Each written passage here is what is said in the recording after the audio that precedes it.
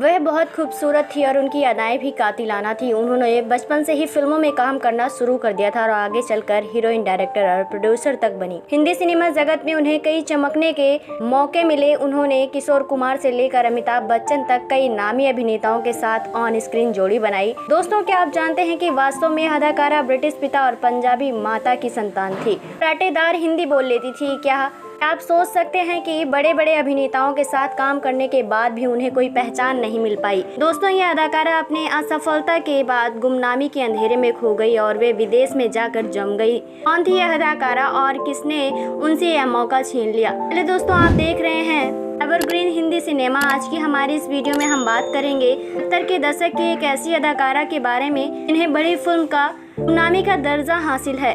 अदाकारा का नाम था शीतल और इन्हें अमिताभ बच्चन से लेकर किशोर कुमार तक के साथ काम करने का मौका मिला। इसके बावजूद मीडिया में इनके बारे में बहुत ही कम जानकारियां मिल पाई हैं। यहाँ तक कि एक्ट्रेस के जन्मदिन की तारीख भी किसी को कंफर्म नहीं है। एक्ट्रेस के पिता ब्रिटिश में पुलिस अधिकारी थे।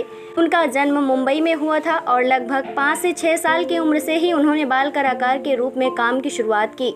1955 में आई पॉकेट मार में उन्होंने बतौर बाल कलाकार के रूप में अभिनय किया। कुछ रिपोर्ट्स के अनुसार वे उस समय की फिल्मों में भी शीला के नाम से जानी जाती थी। हालांकि लगभग एक अरसे तक वह पर्दे पर नहीं दिखी। दोस्तों, बहुत से लोग आज भी इनका पूरा नाम नहीं जानते हैं। मुंबई में उसी बिल्डिंग में रहती थी शीतल की मौसी, जिसमें अपने दौर की मशहूर अदाकारा कुमारी रहती थी। कहा जाता है कि शीतल की मौसी ने शीतल को मीना कुमारी से मिलवाया और मीना कुमारी ने उन्हें कुछ निर्देशकों से भी मिलवाया। लेकिन शीतल का असली सफर मीना कुमारी की मृत्यु के बाद शुरू हुआ। फिल्म में देवा आनंद थे, जिसमें उन्होंने शीतल को नोटिस किया और उन्होंने अगली फिल्म में बतौर हीरोइन के रूप में काम दिलवाया और इसके बाद ही किशोर कुमार की में मुख्य भूमिका निभाते हुए शीतल नजर आई।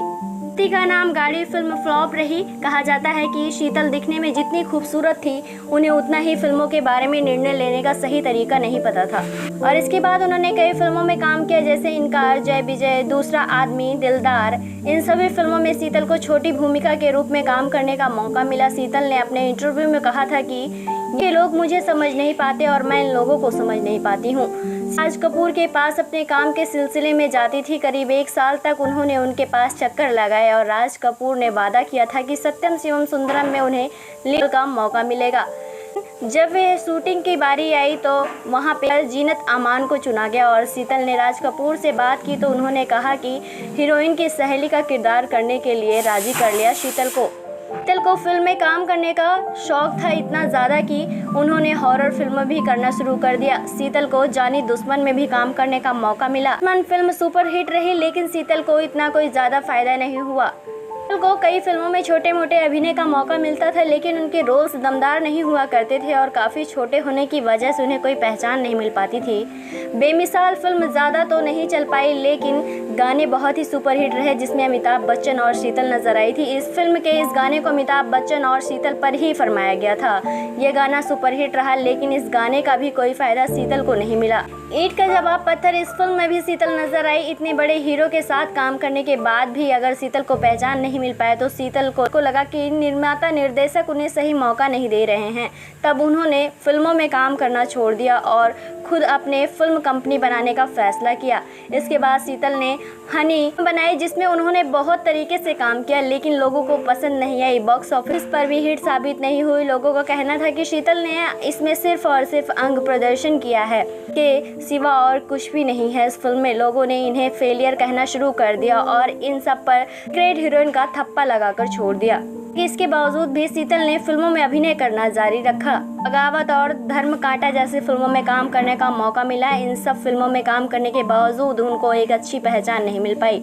से अभिनेत्री का फिल्मी सफर उतार चढ़ाव वाला रहा। कुछ रिपोर्ट्स की माने तो शीतल फिल्मों में काम करना छोड़ दिया और 90 के दशक में लंदन चली गई। कहा जाता है कि लंदन और दुबई में उन्होंने छोटे मोटे कारोबार की शुरुआत की और ये दोनों शहरों के बीच रह गई। दोस्तों, आपको हमारी वीडियो कैसी लगी है और शीतल की जानकारी कैसी लगी है? आपको अगर शीतल के बारे में कोई और भी जानकारी है तो आप हमें कमेंट बॉक्स में कमेंट करके ज़रूर बताएं। साथ ही तमाम ऐसी और अपडेट को पाने के लिए आप हमारे चैनल को सब्सक्राइब करना ना भूलें।